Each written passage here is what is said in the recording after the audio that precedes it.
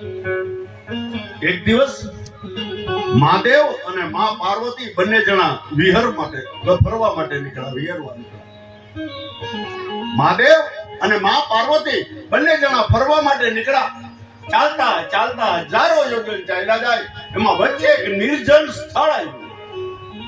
વચ્ચે એક નિર્જન સ્થળ આવ્યું, નમ્રે જળ કે નમ્રે જાળવા એવી કોઈ જગ્યા નહીં। નિર્જન સ્થળ આવ્યું ને એટલે મહાદેવ ઉભા રહી ગયા। મહાદેવ ત્યાં ઉભા રહી ગયા એટલે પાર્વતી માં પણ ઉભા રહી ગયા।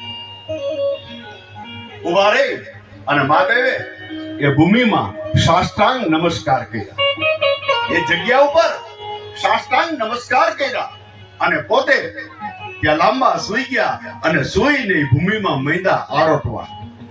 એ ભૂમિ ઉપર મહાદેવ મૈદા આરોટવા।